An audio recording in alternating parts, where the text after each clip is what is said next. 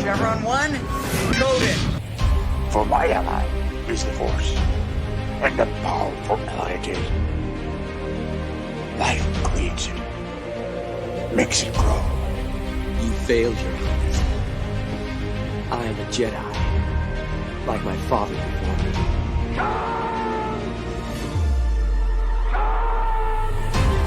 Cry havoc, and let's set the dogs of war. Chevron 2 encoded. Conan, what is best in life? Crush your enemies, see them driven before you, to hear the lamentation of your women. It's all in the reflexes. I'll also say that you're heavy into martial arts, Tai Chi and all that, killer stuff. I suppose we have to register you as a lethal weapon. Chevron 3 encoded. And somebody ought to belt you in the mouth. But I won't. I won't. The hell I will. Chevron 4 encoded. Do you expect me to talk? No, Mr. Bond, I expect you to die. Chevron 5 encoded. You take the blue pill. The story ends. You wake up in your bed and believe whatever you want to. You take the red pill. You stay in Wonderland. And I show you how deep the rabbit hole goes. Chevron 6 encoded. Not for while you can, monkey boy. Great Scott. Back off, man. I'm a scientist. You shall not pass! I thought I'd die fighting side by side with an elf. What about side by side with a friend? A day may come when the courage of men fails, when we forsake our friends and break all bonds of fellowship. But it is not this day.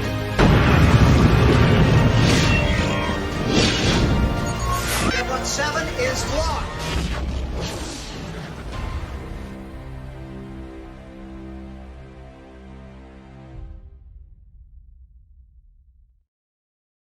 Howdy, y'all. Welcome to another Saturday Night Drive-In where we take a break from all the nonsense and try to enjoy ourselves with a good movie or two, or at least sometimes we hope it's going to be a good movie. Sometimes we don't agree on this stuff, but hey, opinions are okay. Jed, no one's going to hear you scream tonight. How you doing? No one indeed.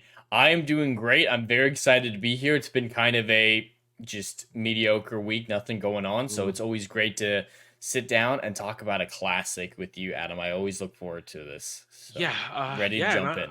I'm happy to do it. Tonight we're talking Alien, the beginning of a franchise that fell apart. Let's be honest. 2 stellar movies and a lot of crap afterwards. And although it had, let's be honest, the Alien franchise does better in its peripheral IP media than it does in the mainline movies, I think. You know, books, games, comics do a lot better than the movies have done since Aliens. Is that a fair assessment right out of the bat? I've only ever seen the first Alien movie today, and I started the second one today as well. But that is all that I have experienced within this franchise, so I can't say about the. You're fresh-faced. Very fresh-faced, and this is actually the first time I've dived directly into the sequel of something that we've. I had to resist watching Aliens, and when I was done watching this yesterday, because I thought, man, I just want to get right to Aliens, because I'll say this right now. I'll get it out of the way. I like Aliens better than Alien. Really? Yes. I'm only halfway through, but I feel like it's a major step down. You see, all right, we're going to dive right in. And hail and howdy to the chat. We hope you guys enjoy the rest of the show. Remember to hit that like button, whether you're watching live now or on the replay. And we hope you like whatever we're going to get to. Now, this is not going to be an argumentative one. We can tell you this now. This is a good movie. It's an excellent movie. It is a classic. But we know my taste at this point. I'm not a horror guy. I'm not that type of build guy. And while this movie has a lot of high rankings in terms of both cast and directing and cinematography, I prefer let's go run and gun and kill some bugs in Aliens. because I love everything about second one. We'll talk Aliens another time. We have to when we start these franchises.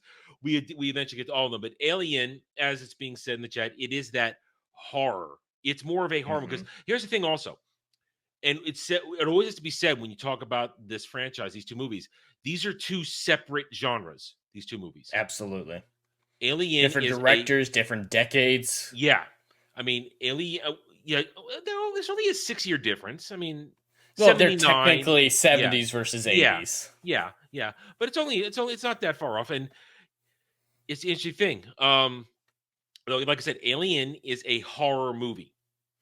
It's a horror movie, and I mean, it's not a gore fest. It's more one of those. I classify it more as a thriller. Yeah, but generally people look at it as a horror movie. It is, but it's a different genre. Aliens, that's full on sci-fi action, where everything is over the top. We're expanding the lore. It's filled with Aliens has way more iconic moments than Alien. I could agree with that. I already in the first half that I'm through, I've recognized famous lines that I've heard before, famous scenes before. It's definitely one that I'm more familiar with just as an outsider. I've come across them. Let's see. I think I have it right here. Do I have it in here or did I take it out? Yep, there it is. Game over, man. It's game over. Oh, yeah. That I've heard for years. Game over, man. Game over. I just got past that scene. Just like that was one of the last things I saw. I mean, Aliens also arguably has just as good a cast as Alien. It's got a stellar cast. The casting is outstanding for both these movies. And I watched the director's cut yesterday. That's what I watched, apparently. I apparently watched the director's cut.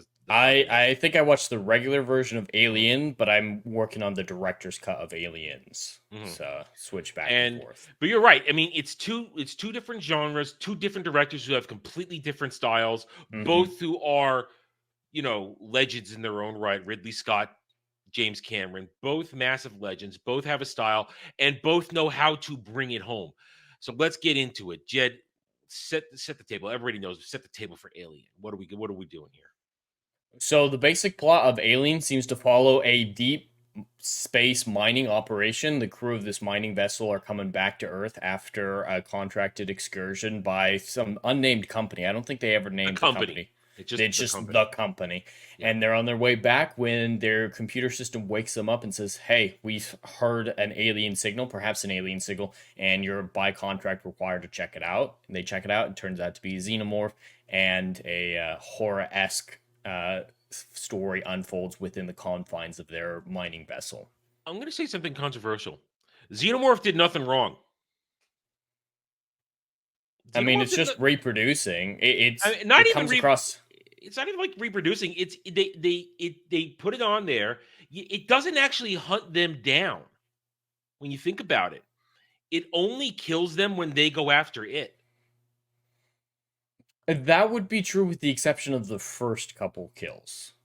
Well, like the Captain Tom Skerritt, he was going after it 100%. And then the two of them, the black guy and the other chick who, oh my God, that chick was insufferable in all the best ways. Yeah. Harry Dean Stanton, Brett, again, this cast is just filled with iconic sci-fi actors and character actors. Harry Dean Stanton, when he gets killed, he's technically in its territory where it had set up shop. So, I mean, and they were hunting it. They were technically the creature doesn't come across as necessarily evil. There are aspects of intelligence, but at least in the first one, I got more the impression that it was an animal. And it was just, defending territory, focusing on reproducing. Like, it wasn't innately evil or anything. It was just doing its biological imperative. You see, that's the thing. I was going to ask the question when I was going to talk about this today, whether or not I'm allowed to talk about the expansive xenomorph lore, but since you're just watching Aliens now, I can't do that because I don't want to spoil Aliens for you and other shit involved with the xenomorph and the shared universe it involves. So with I have Predator. With Predator and also that, and we don't talk about movies. You want to get good shared xenomorph Predator stuff, read the comics, read the novels. Those are good. The movie was from what I've heard, the movies are terrible. The first one was a bad adaptation of the first Alien versus Predator book, which I had read. So I thought I was getting that, but no, it's a bad adaptation of it. But the books and the comics are good stuff. That's real good stuff. That's quality lore, quality stuff. But this one, So I was saying no. That's what I say. This. So now I have to retailer how I'm going to approach our discussion today because I don't want to walk all over spoilers for you. So it's going to take me a minute to realign how I was going to approach this because I was going to talk about again Xenomorph doing nothing wrong, why it's behaving the way it is, but I can't talk about that expanded lore because you haven't seen it. So we're gonna I'm gonna change the angles a little bit there. So the Xenomorph, to basically understand, I don't think it did anything wrong because it's just doing what it's supposed to do, killing things that gets in its way. It's not what you're gonna see in it's not. They're not doing what you're gonna see them do in Aliens. I'll just say that they have a purpose for what they do in Aliens, and it's a very clean and basically instinct driven purpose and why they're doing it. So I'm not gonna spoil that. So the aliens are wrong, and this is one of those where the real villain is somebody else. Ian Holmes is Ash. That's the real villain in all of this. He looked so young. I wouldn't have known it was him if it weren't for the credits. Like, I know it was him. Look like Bilbo. It did not look like Bilbo to me. I didn't recognize for a minute there. I forgot. I've only seen this movie I think 3 times now in my life because it's not something I come back to. I didn't recognize John Hurt right away. Yeah. John Hurt, he's very young as well. And Legatus, that's something that I was curious about in Aliens, because in Aliens, at the beginning, they didn't believe Ripley that the alien existed, that any of that had happened, and she was actually reprimanded for it to a certain extent.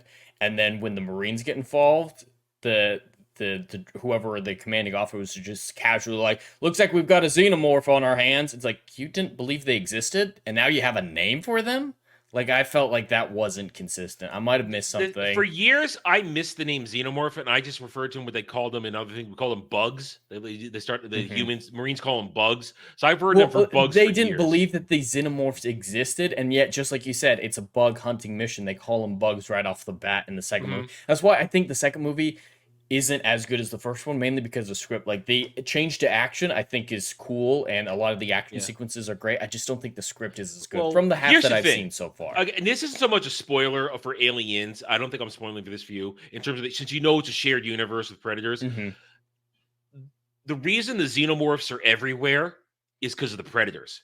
They seeded the galaxy with them so they could have their ultimate I was prey. aware of that. Okay, so the bugs are everywhere because of the goddamn Predators. That's why they're all over the goddamn place. So Ian Holmes is Ash. Do you think there are hints that he is more than he appears to be throughout the movie? That he's an android? I was aware that there is some third-party addition, just like you said, the expanded lore that he might be communicating with the xenomorph, and so I don't know about that. I've heard that before, and I didn't see any evidence of it either, saying that it was the xenomorph that corrupted him. I don't know, but like the evidence that he was an android necessarily, if I didn't know that androids existed in this universe, I did go into it knowing that I wouldn't have been able to predict that he was human. There's one moment right when he's about to go monitor for lack of a better term, the away mission to the ship where the eggs are. He does this weird thing where he stands there and just does like a running like that. And of course, I know I knew going in for this rewatch that of course he was. And if I rewatched it, I might have picked that up. That little moment is the key that there's something off with this dude.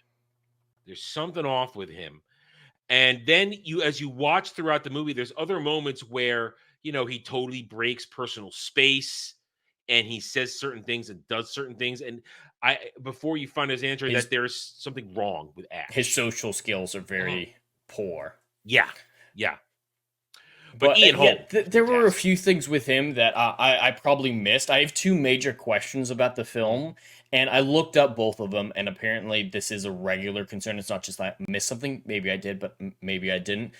One is with him, and then one's with the xenomorph's decisions at the end of the movie. But with Ian Holmes, throughout the movie, they were saying, hey, this is just some random signal we came across, and it's protocol to check it out. And then he was talking about the alternate protocol, and they assumed that he was familiar with the alien. So he might know a way to kill it. did you do this on purpose? They sent him to because they wanted the alien for weapons testing. Like, they made a lot of assumptions and said a lot of things that were like, wait, was this not an accident? And the protocol, at some points, they're like, yes, that protocol he's got of retrieve alien specimens seems like a permanent thing. Like, whenever you find aliens, crew's expendable, get the alien. But at other times, they're like, no, this was very specific because the company knew that this alien crash ship existed. Like, it felt very inconsistent. Was Ash a plant to direct them to that alien ship, or was he just a normal crew member who they secretly had as an android to monitor the mining crew, and whose protocols of retrieve the specimen took over once the signal was discovered? Like, it's got to be one or the other, and I saw a lot of conflicting evidence for both, and the characters just kind of assumed that the company had sent him specifically for that. That was all a plan from the company to get the alien. The way I look at it, is when after they've beaten the crap out of him, they're talking to his head with that really great 1979 practical effect of the head sticking up, covered in the android blood goo. When they're talking there, I get the understanding that the company knew xenomorphs are out there, and that he had a standing order if a signal came up and they discover it, that he's to collect it. Or maybe not the xenomorphs, but there's something out there that they've experienced. They haven't quite gotten a chance to get their hands on it. And that's why in that conversation, I feel as though it wasn't their order to go look for it, but the fact that they came across it, that it takes priority then. And it's a very specific priority, not just anything, but a very specific priority. Which is why I think they included the whole, we find out in the language in the contract where anything you find, you get a substantial share in the profits. That's then to kind of gloss over the automatic pull by Ash to do it. Does that make any sense? Okay, so yeah, Legatus is saying in the novel they cleared this up, but yeah, in the movie itself, it just like at one point, what's her bucket? Ripley completely is like, oh my god, he knows that this is happening, but at other times it's like this was an accident and his protocols took over. I think personally, the way that makes more sense is kind of what you're describing. Is he just happened to be a member of the crew, and then when they got firmer evidence about the xenomorphs, that protocol took over and became his top priority. You remember that makes sense. When Ripley's asking Dallas, how long have you worked with Ash? He says Ash has just been introduced. We got rid of my usual science officer. This is the first time with him. I have no experience. It lends the feeling to me that he was put on there because with the chance that they would run across something in that sector of space. That's the feeling I get. Okay. That, I mean, headcanon, I don't know, and we'll try and respect. I just don't know if they would do if the company would have entrusted that into an inexperienced mining crew who didn't know about the priorities. Like, it feels like an incredibly dumb decision. Here's why. If it is intentional. Here's why I think it's intentional. Crew expendable, thinking that the android's going to be able to deal with the whole thing by itself. Maybe. I feel like if they knew something was in that area, they would send people who were more equipped to handle it with the knowledge. It just feels like, oh, let's have them go through there and hope they get a signal and hope that they go down and investigate and hope that they get the xenomorph on board and hope the android can keep everything in check. It just feels like a really bad plan. And I think this movie works substantially better if it was all coincidence and that he just had that protocol in him to, hey, if you come across anything alien, we need it.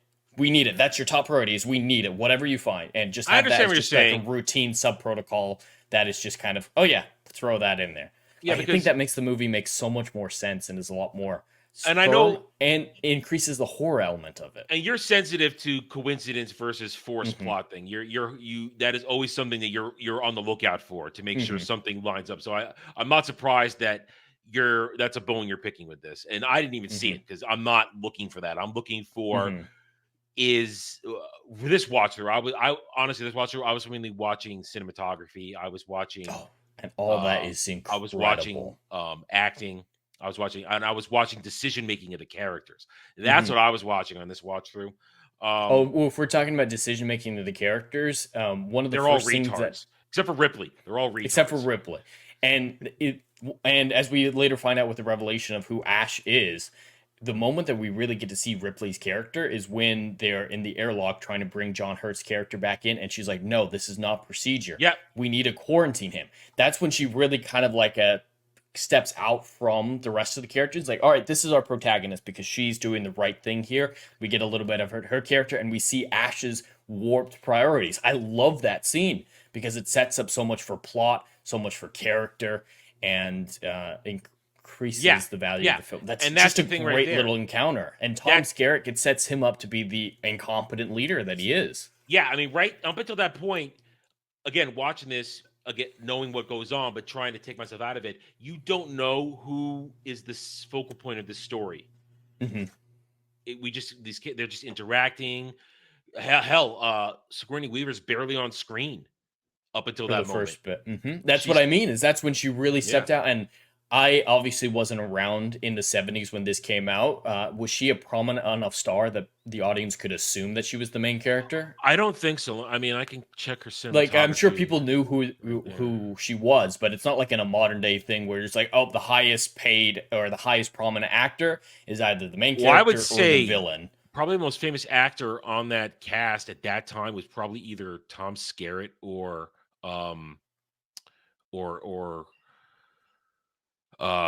Ian Holm. No, she hadn't done anything up to that point. She was just on a little bit of TV and a commercial.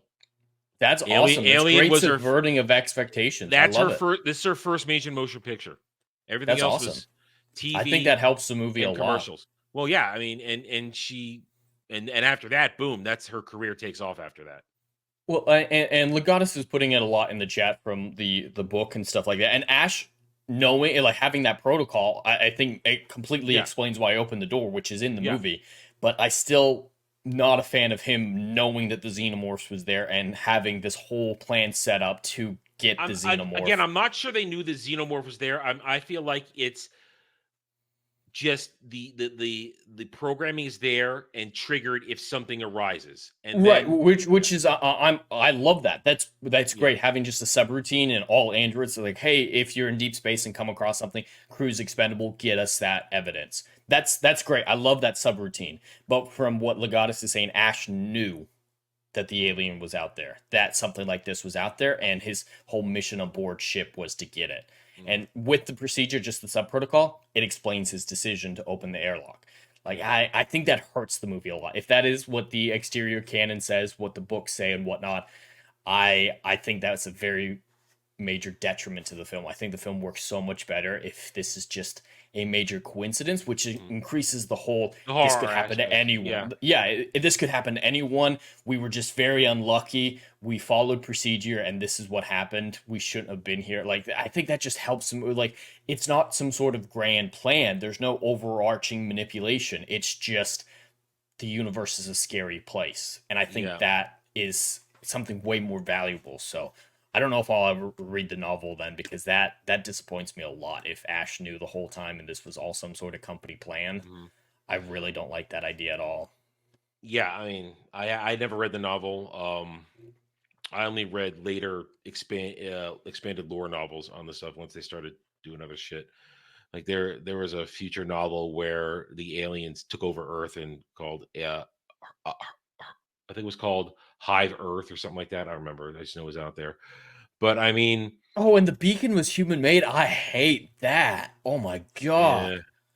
No. Well, here's the problem. That's stuff that goes on if you go later on into the franchise, that where they completely destroy the lore with Prometheus and Covenant. That's, and I saw parts of Prometheus. I never watched Covenant, but I know that fucks with the lore even more. That's why I'm a believer there are only 2 Alien movies. There's Alien and Aliens. And then go read novels and comics. Go read novels and comics. Yeah, that's what I say. But what I got out of the film, assuming was that they were unfamiliar with the signal. It definitely wasn't something that they were accustomed to, so I was assuming it wasn't human made. And the fact that it was a warning, kind of the impression I got is there were multiple alien races out there, and for some reason, another ancient alien species has put up this warning to say, "Stay the fuck away from this crash ship." Yeah. I thought that made a whole lot more sense, And it was worked a lot better. warning because Ripley deciphers it. Exactly. Ash purposefully didn't decipher it right. And then Right. she got her hands on if it. it's human made, that doesn't make sense. Why would it be a warning if it's human made to draw them in the movie to get it? In the movie, it's not human made. In the movie, That's we don't know great. that. In the I movie, love we that. just know it's a warning, stay away, that the engineer crashes the ship. Now, of course, I ask what laid all the eggs, and that requires more lore. So we stop there. That requires I'm familiar with yeah what happens there with the queen. Yeah. But since we're at this part, since we've talked about it a lot, is the design of the alien ship is something that I wanted to mention on. Okay, just sure. everything with the xenomorphs, especially their tech. They have no tech. Xenomorphs have no tech. Well, that spaceship that they were in. That's an engineer spaceship. That the race called engineers. That's what they're okay. Well, that spaceship that they're in the movie, they don't explain what it is. Yeah. Just that ship in context of the movie. I love how biological it feels because yes, the xenomorphs, they come across like animals in the first movie, just doing what they're programmed to do. So having this sort of visceral bone-like structure, it feels very much like a physical entity. And I love that design. It increases the horror value. I'm not a big fan of horror in general, but I think for this franchise, horror was the way to go. It was a good start to it because it makes this first time dealing with a xenomorph, it makes it terrifying because again, the xenomorph's on screen for all of 10 minutes. And it looks amazing. And that, the practical effects in this film are impeccable. And in Aliens, that's all practical. Those are all people in costumes, dude, and it's outstanding. And they refined it a little more for the next movie because they had to mass produce it. But in this one, it's a fantastic element because you see it the first time you see it, you get a really good look at it. But then when it does its kill shots with the secondary jaw, it's that close up and the jaw slowly opens and the ching ching as it kills like that. And it's not even necessarily killing them for food. It just kills them. Well, it's doing something with them, whether or not it's food, because whenever they go to a place where they knew someone was killed, they didn't even find blood. So it's doing a whole, like, use every part of the buffalo for something. I see. Here's the thing. I don't even, honestly, even all these years and all my knowledge, I don't know if the xenomorphs even eat. I don't know if they even eat because it's not. It doesn't look like they're designed to consume. They're just designed to kill and reproduce and survive. They're because they're literally a parasite species because you have to use another host to reproduce, and they require other people to get them to other places. So I mean, they don't have technology. When a hive is formed, it's because a queen is spawned from whatever, and then the process begins with whatever the local life forms is. And Jay Fraser, 360 for £5. Post Aliens, either read the comic or listen to the audiobook of William Gibson's Alien 3. I also suggest Aliens Bug Hunt if you love the second film. Yeah, that's why I recommend the novels. I recommend comics because it's a better lore expansion to what they do with Alien 3 and beyond. Yeah. I want to be very careful to focus mainly on sequels because, everything that you guys are telling me about, like the novelization of the first movie, I think damages it a lot. What's great is that sequel stuff sounds interesting. Yeah.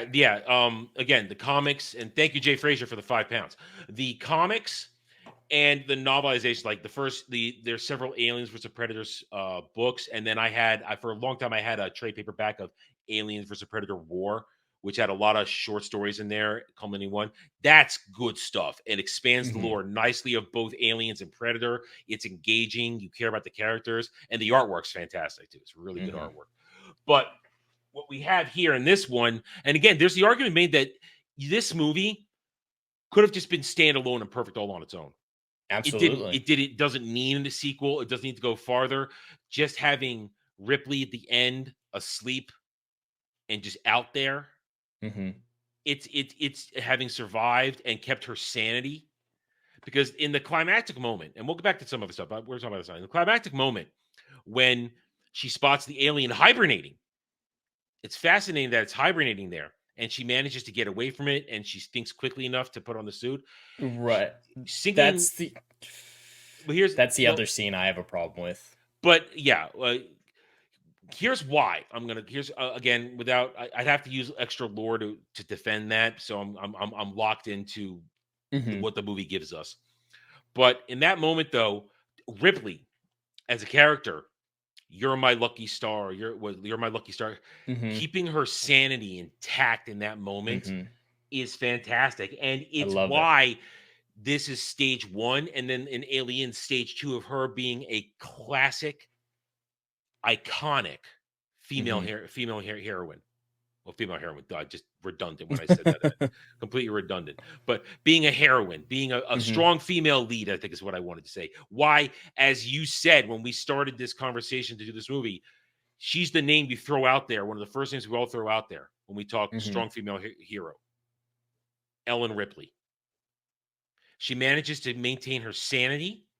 She manages not to panic. She gets the job done, and she doesn't do it in a way that's unbelievable. No, absolutely not. Spacing the xenomorph like she did, having the wherewithal to strap herself in, having the wherewithal to have basically a projectile weapon that's not necessarily going to do damage because, again, payoff, she knows that if she wounds that thing, the acid blood's going to eat through the hull of the ship. So she needs something to push it. Boom, and not necessarily damage it. And she knows that xenomorphs got tough skin. So it's a perfect plan and execution, and I love how she uses the ship's burners to really cook it at the end. Like it really gives you this impression that even though it's out in space, it's still live and dangerous. Like just like he said, increases the intimidation factor of just this one monster leading into the sequels. I mean, a xenomorph, there's no evidence that it can't survive in a vacuum. No, none whatsoever. Yeah, so I assume eventually it would probably get killed, but highly resistant to a vacuum. Because that's the thing. Xenomorphs, based on their biology, are designed to use a species to adapt to whatever environment they're born into. That was something that they mentioned in this movie. Is I'm impressed it's doing so well in our atmosphere because it's used to very different atmospheric conditions. Yeah, like that was a great reference. Like it's adapting. Its host was a human. Because the facehugger's host was a human. Therefore, that's the thing. It takes on the DNA of its host and uses that to adapt it. There's a, again, this is a what if comic. So again, doesn't count canonically. Where Superman encounters xenomorphs and he gets face hugged. And at the end, the final panel is he's been trying to figure out how I know what this thing is. I can feel it inside of me. I can't get it out without killing myself. So at the very end of it, what he does is he realizes if this thing bursts out, I'm dead. And it's going to create a xenomorph that nobody can kill. So his only choice is to keep it from chest bursting. And he contains it in his chest in a way only Superman could do. Because you got to realize it hasn't been exposed to sunlight. So it's not powered up. So he can keep it in there. But but you got to understand, imagine a xenomorph with Kryptonian DNA as its base.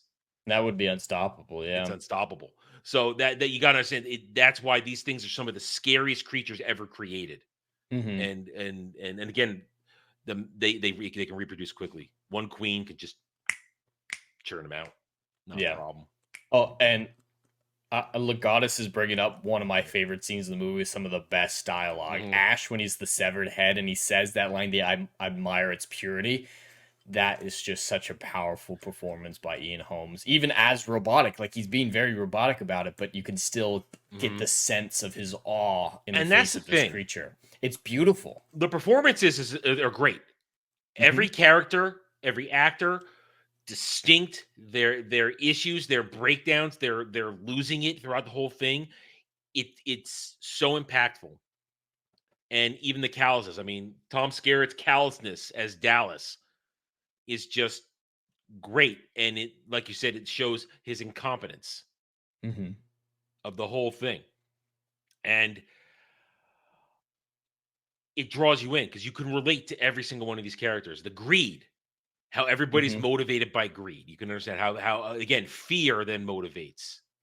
When what's her name? The other chick. We got it here. Lambert. When it's down to just Ripley, Lambert, Parker, and I think and Ash, before they know that Ash is an android. Let's just take the shuttle and have our chances. No, the shuttle can't fit all of us. But the fear is, screw it. We're ready to leave some mind. But Parker's like, I am not drawing straws. We're gonna. But instead of running, he wants to kill it. Fight or flight. Fight or flight on display through different variations of it on everybody. It's great. Oh, absolutely. The character work is some of the strongest aspects of this film. Like, even the characters like you're talking about, like Parker, I didn't really get much, like, I'm not familiar with the actor. I don't remember his name, but he still left an impact of, like, this is a person. I can predict how he's going to behave in the later scenes of the movie. Same with Lawson. Lawson was annoying as hell, but in the best way. Like, you knew how she was going to react. Her mental she wasn't that mentally strong from the very beginning. No. Just with some of the subtle things she did before the xenomorph was discovered or anything like that, you got the impression she's very much out of her depth just with the space exploration before the horror aspects. Yeah. And so, you know, she's going to spiral out faster than anybody else. And it's the character work, I think, it's definitely one of the strongest aspects. Everyone feels real. And the character was great because, again, we said before, they're all retards. Every single one of them. They're all retards with their decision making. I mean, first of all, again, Dallas with his callous carelessness of not taking into account. I mean, the captain's job. The crew should come first. That's a good captain's job. Oh, your crew always comes first. Nope, I'm going to manipulate all of you with your greed so that we can investigate this thing. Secondly, also, the landing on the planet was such a disaster. And that's going to bring me to another topic I want to bring up after this. So, they had the way they have to negotiate all the problems with that. So you got Dallas's carelessness and callousness, retardation. Well, while we're talking about Dallas, his over reliance on Mother was a very interesting thing. Like, in the moments where he had to make the worst decisions, he goes straight to Mother. And she's like, not enough data. Please just tell me something. Not enough data. Like, he wasn't adding any information to the computer. Yeah. He was just spamming out and hope that Mother would figure Chances for something out. survival. I can't help you. Oh, yeah. And just the performance of Tom Skerritt in that scene, especially where he's just typing. But you can see, like, even in his subtle way, he's starting to lose his mind. And if Mother can't help him, he's completely out of his depth. He has no idea what to do. It's so well done. Somebody giving command when they shouldn't. His job up to this point is just to go from A to B, collect ore, deliver ore. And they're asleep most of the time. Yeah. We'll talk. I want to talk about the tech of this stuff later on. I do want to talk about the tech idea. But it's a fascinating. So Dallas, retarded. Parker likes to mess with people and is greedy as hell. Very selfish. And not a good, only a good team player with Brett, with his partner, engineer partner in crime. So doesn't really care about anybody else. Brett, he's just a follower. He just follows what Parker does, so he doesn't make a decision.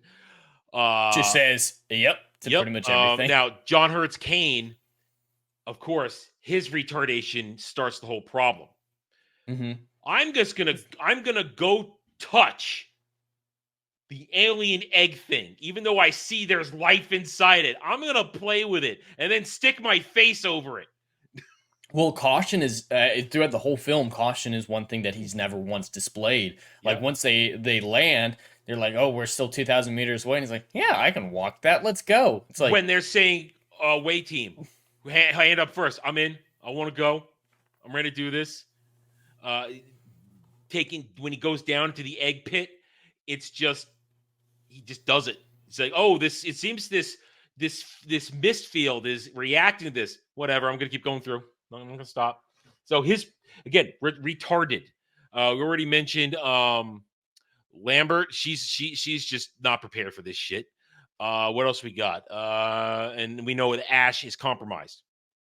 So he's not retarded. He's just operating with a protocol that is detrimental to everybody. The only person who is smart is Ripley. Well, and they portray it in such a good way. Like, if this were a modern movie, she'd be making all the right decisions still, but she wouldn't be afraid. She wouldn't be worried. She'd be whammon-splaining. Yeah, whammon-splaining and cocky, but even in the moments where she's making smart decisions, you can tell she's terrified. Like, throughout the entire movie, Ripley is just as scared as everyone else, but she's able to control it. And that's, I think, more than anything else, what makes her the survivor at the end, the one who's making all the right decisions, is because, yes, she's terrified, but she's trying to let her more logical side keep in control. So that's the fact that makes her the smartest one. Not necessarily that she's like got the highest IQ or anything like that. She can control her abject terror better than anyone. She never made a wrong decision in this. She didn't make any wrong. She made decisions by the book and out of what is the best chances for survival. Mm-hmm. She didn't just go, wah! There's one decision she made at one point that I was hoping was strategy, and then how it came out later, I think it might have just been instinctual. Either way, it's funny. But when after she started the self-destruct sequence, when she's trying to make it to the shuttle, and then she sees the xenomorph down the hallway, she leaves the cat there.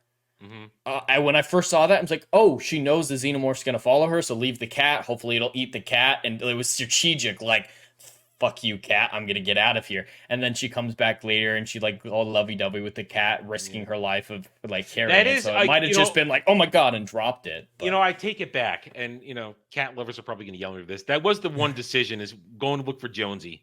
In the middle of the meltdown, it's like, that was a bad decision. And that was a very bad decision. I think, that was a bad decision because that left and then when she left Jonesy in the shuttle to go and try and shut off the self-destruct, that's really good cinematography because there's the hint when the xenomorph is over Jonesy's carry case. You don't know what happened to the xenomorph, but that's a good hint that the xenomorph is there, and then. Of course, again, I've seen this, so I see it right away. When she's in there and she's getting ready for cryo sleep, I see the xenomorph's head right there. I see it before it starts to stretch. I see it right there. Which is a question I have for the movie, and from what I looked up, it is another thing that's explained in the third party or later on material. Why was the xenomorph hibernating? A lot of people said it's intelligent. It knows the ship is about to blow up, so it's going to the only safe place. That's incongruent with the animalistic nature that we've described throughout this whole film and that you and I have discussed. I just don't see a reason. Another thing said that apparently xenomorphs have a short life cycle, and so it went someplace warm and quiet to die. That was an explanation I saw online. I just saw so many different answers, and I didn't really like any of the answers I saw online, so I want to know if I missed something, or is there a good explanation? It just not here's the problem. In the movie. Here's the problem of looking at this next to the lore. You have to take the lore out of this because there's no lore knowing the lore, there's no lore accurate explanation for the xenomorph hiding on the shuttle going forward from this.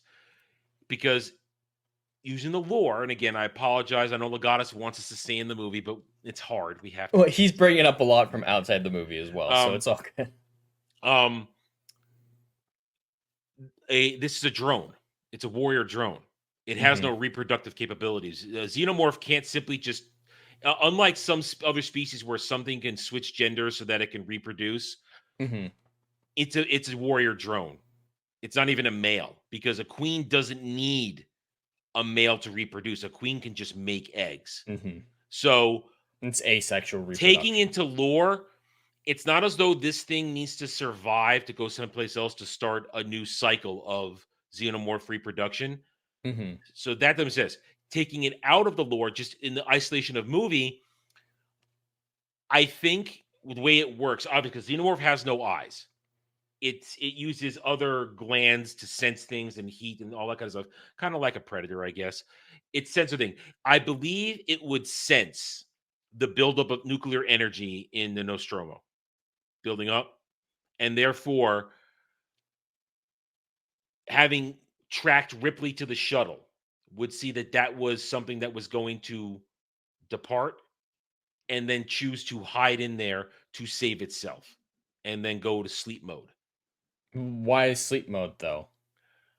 Why didn't because they just like as soon as it was safe? If that were true, once it's safe, why didn't it attack her? because of its parasitic nature, it can't operate the technology. It may be an intelligent life form, but it's not an intelligent life form that can operate the tech. Therefore, Well, is it hides- intelligent enough to know that it's not intelligent enough to do that, and intelligent enough to know let her fly me somewhere? I think again, whatever the primitive instincts of the xenomorph in that moment would that would tell us, and that would be because if it obviously hid in an engineer ship, it would hide again and start the cycle all over again. Again, this is before the lore expands that you need a queen to start the cycle, all that kind of stuff.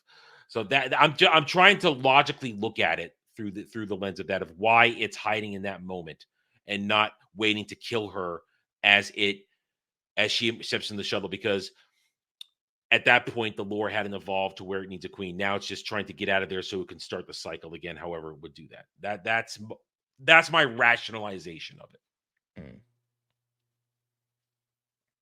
And that's the safe place because it watched them prepping to leave in the shuttle. I can get enough of a justification for it to go into the shuttle, but the falling asleep, the just kind of moaning there and rustling around while Ripley does her whole thing, and it just feels like a sudden drastic change in behavior. I just feel like that because it's in a dormant state in that moment, it wasn't aware of her presence. Right. And after it being afraid for its life, leaving because it can sense a nuclear buildup, if that's what it was not a nuclear buildup, but an energy buildup that a dangerous buildup that it has to escape from. In a dangerous situation like that where it's fleeing, basically, why would it go dormant? Like that's a high octane situation. That's a high adrenaline situation. It's like I've got to escape. And it's very animalistic. I'm going to stay with the rationalization, because then I have no evidence in this other than we haven't seen it operate technology in the movie. Therefore, right. I think it's more an animal, so it can't fly. Therefore, it knows it can't fly the shuttle. Or it seems like a long jump in intelligent. Like it knows it's not smart enough to fly it, but it's not. Here's how I put it. It senses that's the way out. Its instincts tell it that's the way out, and therefore tag along. In its instinct of a parasitic nature. That's why I said that's why I brought up the parasite. It's a parasitic nature. Therefore, its instincts are to go along to get along until the moment arises where it can then go on the offensive. And I'm just building on what the movie shows us, based upon that type of thinking. And that you're making fair points. Yeah, how does it? I just don't see evidence for that myself. Why doesn't it lash out at her? I mean, I was questioning too. It's like, wow, that she should be dead as soon as she got near it. She should be dead. My biggest problem is it going into the dormant state. Everything else I can see enough of a justification for. I just don't see enough justification for a dormant state. And see, then you need dormancy requires future lore to justify it. Pheromones, orders from a queen pheromones, stuff like that. Because a queen can order drones to back off just with pheromones, and then they'll go dormant. And they'll do whatever she says. So that's future lore. So we have to stay within the confines of the movie. But it's a rough moment there, and I see what you're saying, and I agree with you, because I was questioning yesterday, like, man, why isn't she dead? I love how she killed the xenomorph, but I feel like with all the problems, it might have been better just to cut that whole sequence. Like her escaping, blowing it up was already a very climactic moment, felt fulfilling. Like I thought the movie was going to end. I was like, I'm happy with this movie. I love this movie. She's going to go to sleep and it's going to fade to black. And then she saw it. It's like, it is great how she did it. The intelligence, slowly putting on the suit, sitting down, strapping in and blowing it out the airlock. I think all these problems could have been solved if it had gone injured somehow. Like we saw the ship was falling apart beforehand, all the smoke spray, like the ship was doing some crazy shit. So maybe a bulkhead fell on it. Just something. Well, if it were injured, the dormant state could be explained. I think, as a horror movie, they needed that moment where you have your protagonist face the monster, which is great. You just need to justify it better within the own movie. I'm not necessarily disagreeing with you. I've logically rationalized the whole scene for myself. So, but either way, if that's the only hiccup, then still, hey. Yeah, no, I'm not trying to say like this is a movie breaking moment. Not at all. Yeah. It is just something that I was confused by and haven't seen a justification online or in the movie or even our discussion to fully explain it. One thing that I thought was happening is we up until that point we hadn't seen the inner mouth leave the body to that degree. Like it went out a lot. So I kind of thought it was a next stage in its evolution. No. Just like it would, like earlier, it shed its skin, and the one dude found the skin. Yeah. Like that's something that I thought. In that I moment, love like, it. Ooh. How they think they're hunting something tiny, but no. Within 24 hours, a xenomorph is full grown and is a killing machine. I was using that scene to justify the dormant state. It's like, all right, it's reached far enough in its lifespan that it's about to shed this skin as well, the hard black exterior. The I feel like that jaw would have worked, but the xenomorph again, as its primary weapons are its secondary jaw because it gets in close and it's with such a puncturing action kills you. The sickle tail, you see it a couple of times, and I even think I kind of think it graped Lambert with it. I was thinking the same thing. I'm gonna be honest. You just see it like crawling up the leg, and then she screams. They did that. They totally did that. Oh yeah. But I definitely picked up on that. It has its claws, and its exoskeleton is hard. And then even if you damage a xenomorph, that acid blood. I mean, this thing is a pure weapon. Every aspect of it is a weapon, and that's why the company wants it. That's how they want it. The company doesn't want it. No. I'm not accepting it. But either way, so we've kind of gone over the characters and fun and the whole pacing of the movie. Let's go to that real quick. The pacing, it takes about 30 minutes before we get to the horror ass begins.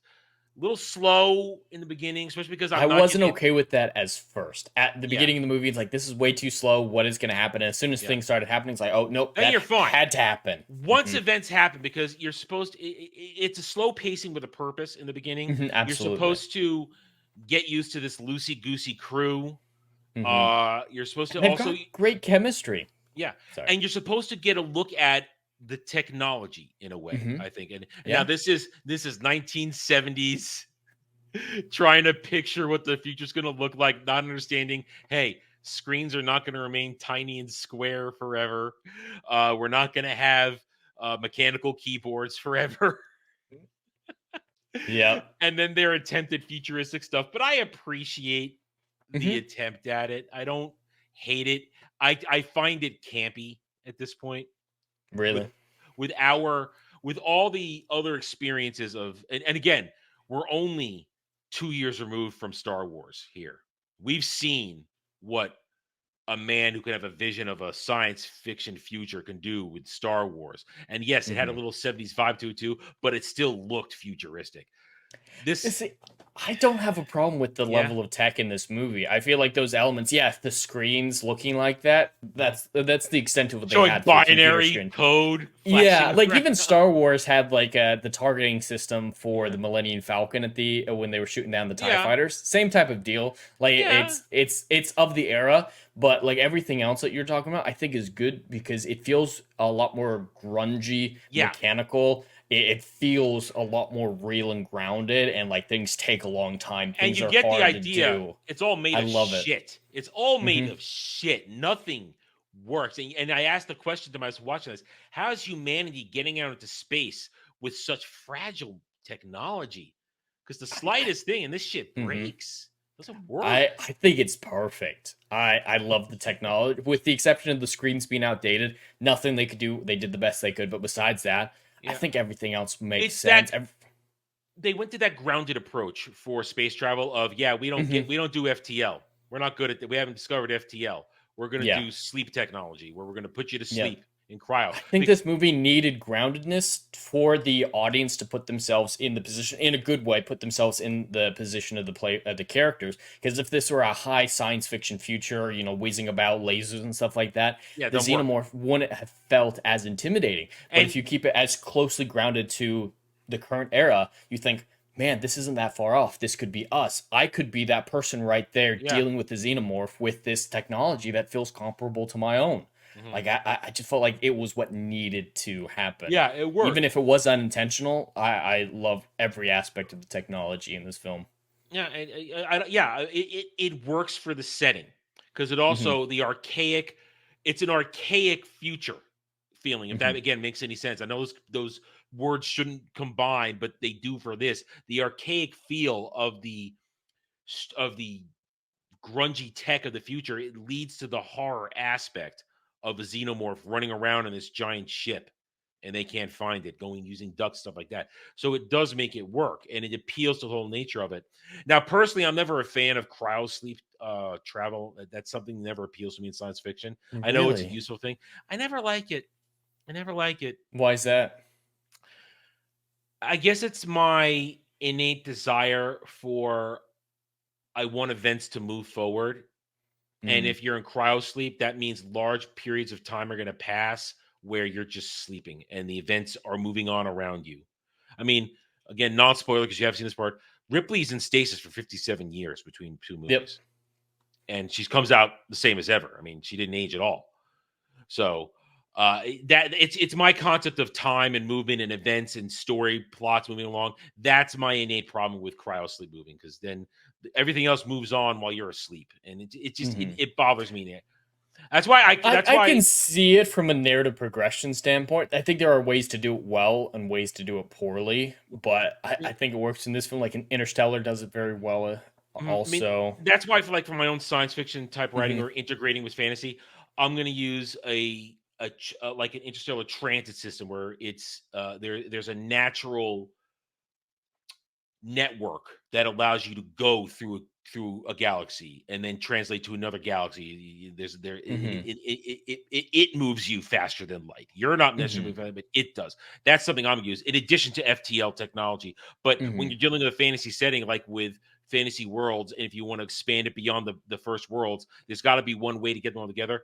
This type of hub works, and I've got a whole thing worked out how it's going to happen. That's my way to get through that without having to use sleep time, cryo sleep transfers, and that works for me, and I think it'll work well. So, but that's it just all depends on the setting and the type of universe you're trying to build. And for the Alien universe, the film itself is already a slow build, and events take as long as they need to build that suspense. And FTL would have given the film too much of a brisk pace, I think. Yeah. And that's what the film didn't need. That would have been a detriment to the film. So it just depends on the genre, the classification of story, the what makes sense for the narrative pace.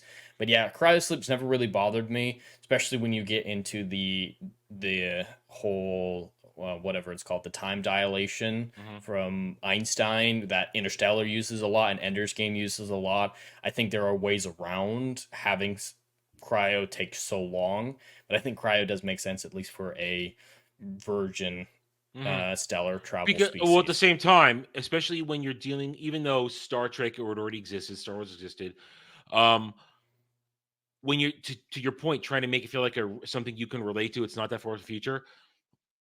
We can't even comprehend what kind of energy it's going to take to go faster than light right now. We still can't comprehend that. Oh, absolutely not. Yeah. So cryo sleep feels like something that is legitimate. Achievable. Yet they still had artificial gravity on the ship. It wasn't the spinning gravity that they usually combine with that type of space travel with cryo sleep. So they still had discovered artificial gravity. So hey, it's not that nasty and grungy. Do we know how far in the future this first one took place? Ripley came out of cryosleep in the 2200s, I think. Did you? Okay, so like 150 years after this movie came out. Yeah, I think it's in the 2100s. Legatus probably knows. He's going to tell us in a second. He knows everything. He was ready for this one. But yeah, so the movie achieves what it wants to do, though. Setting, cinematography. I was really watching it.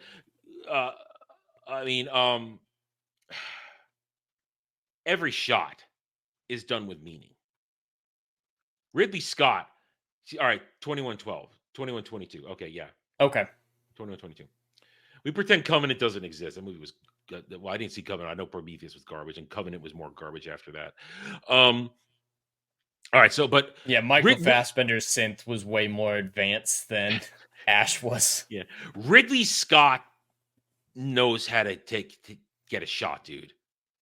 Like watching the 100%. camera move around them at moments when they're having two conversations, locking. Like one point when Ripley is talking to Ash about early on, it's all on Ash and Ripley. You just hear her off to the side. It doesn't change camera, doesn't change points of view. Many times flipping back and forth through the communication in the ship. There's other scene when Ripley is it's either looking for Jonesy or returning with Jonesy. There's a kind of a lighting pulse effect on her, strobing effect on her that is really cool. Yeah, the strobing, the lighting was impeccable. Yeah. Like there were so many little things that added to the horror. Like this wasn't a traditional horror film that I'm familiar with, at least. It used the lighting, just like you're talking about, the music. And in a lot of the best horror moments, it used the motion detectors beeping to add a stress factor. Like it just, the composition of the horror feeling was impeccable. And it was just so many little factors involved.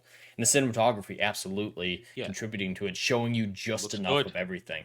Looks good. You have the feel of being enclosed. You have the feel of claustrophobia, being trapped. The air, it feels as the air is being sucked away, even though it isn't. Everything looks, feels, smells, tastes right. And Ridley Scott knew every angle was perfect. I mean, there's not a bad shot in this movie. There really isn't. None that stood out to me. And one thing with this movie and horror films of like the earlier decades, like the 70s, that I wish people would pick up on today is it's most commonly spoken about in reference to Jaws, but I think it applies to this one as well. And it's not necessarily an artistic choice, but the idea of showing the monster as little as possible. Yep. With Jaws, we barely see the shark. Again, that's because it was so expensive.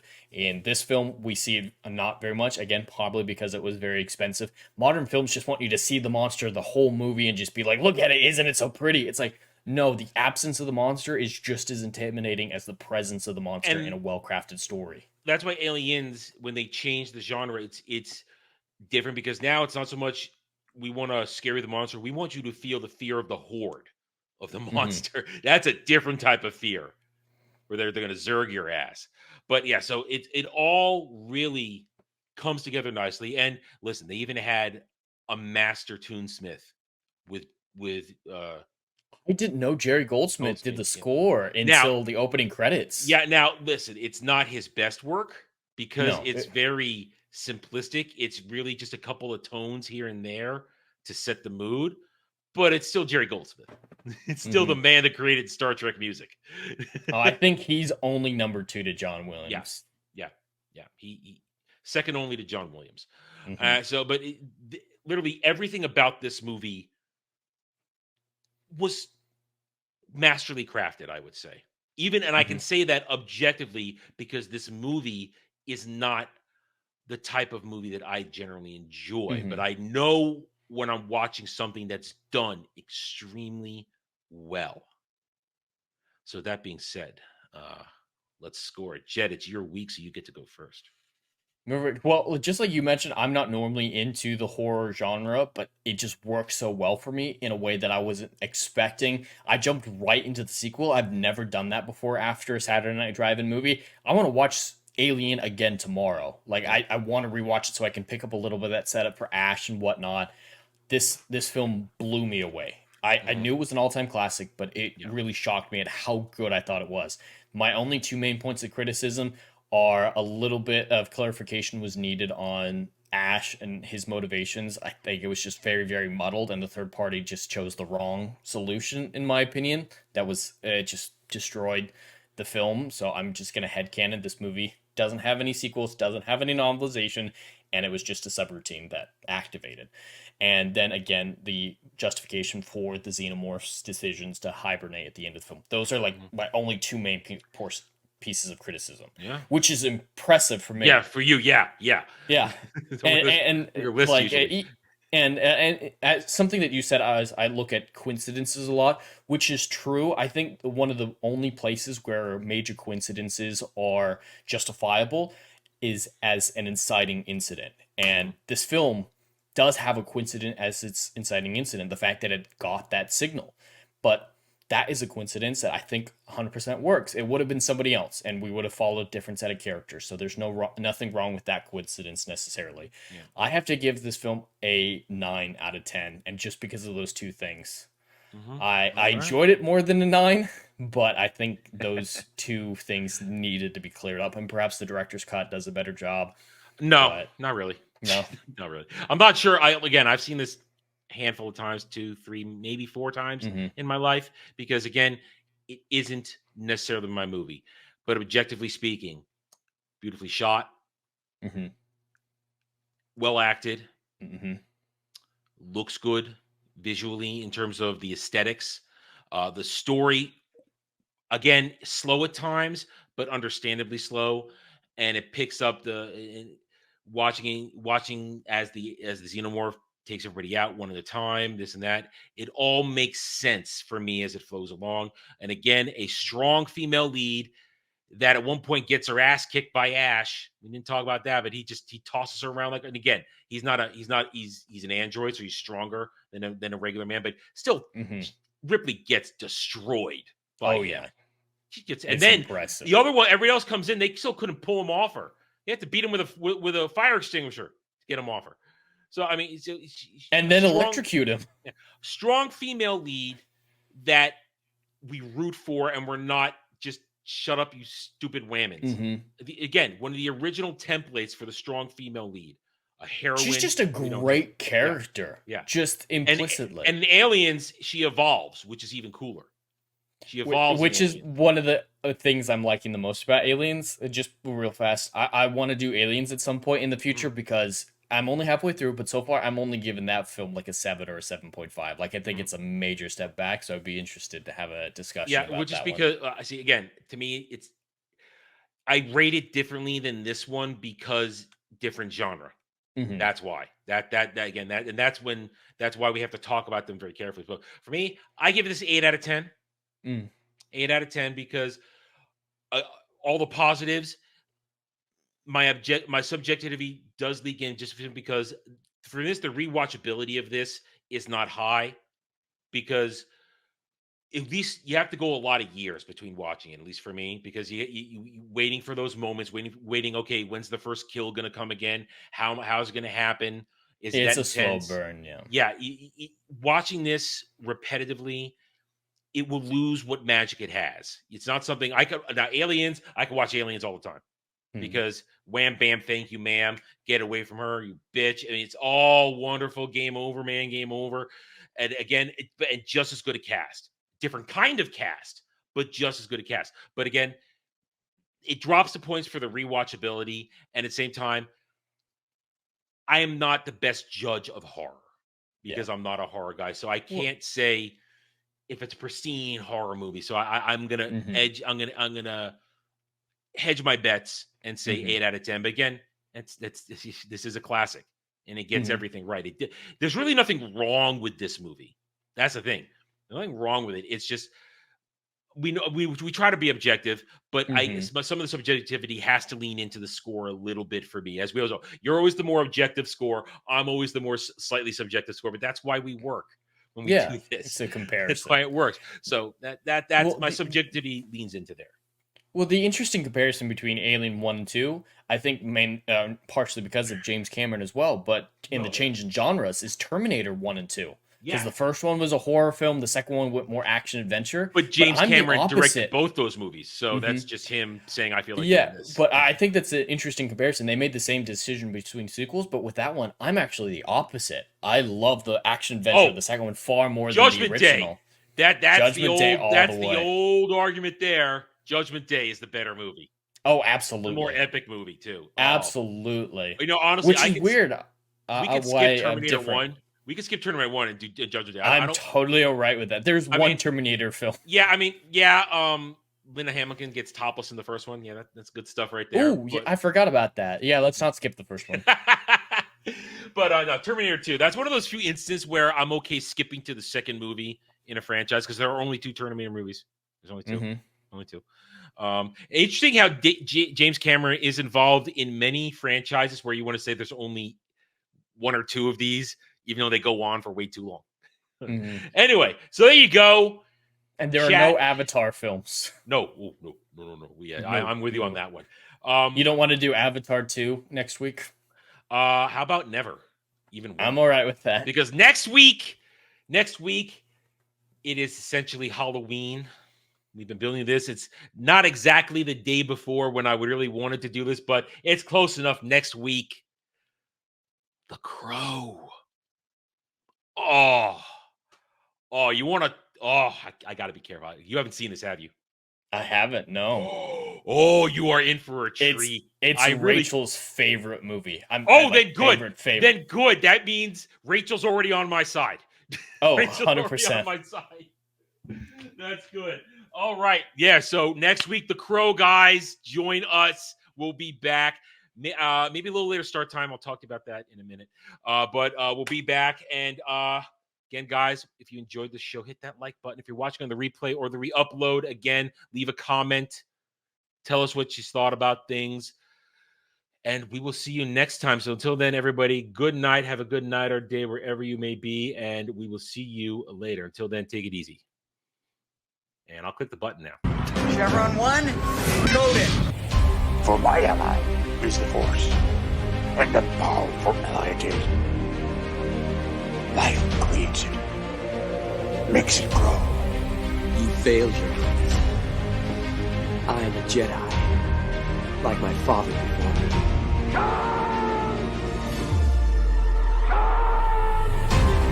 Cry hammer, and let's set the tongues of war. Chevron 2 is coded. Conan, what is best in life? Crush your enemies, see them driven before you, to hear the lamentation of your women. It's all in the reflexes. Well, I'll also say that you're heavy into martial arts, Tai Chi, and all that killer stuff. I suppose we have to register you as a lethal weapon. Chevron 3 encoded. And somebody ought to belt you in the mouth. But I won't. The hell I will. Chevron 4 encoded. Do you expect me to talk? No, Mr. Bond, I expect you to die. Chevron 5 encoded. You take the blue pill. The story ends. You wake up in your bed and believe whatever you want to. You take the red pill. You stay in Wonderland. And I show you how deep the rabbit hole goes. Chevron 6 encoded. Not for why you can't, monkey boy. Great Scott. Back off, man. I'm a scientist. You shall not pass! I thought I'd die fighting side by side with an elf. What about side by side with a friend? A day may come when the courage of men fails, when we forsake our friends and break all bonds of fellowship. But it is not this day.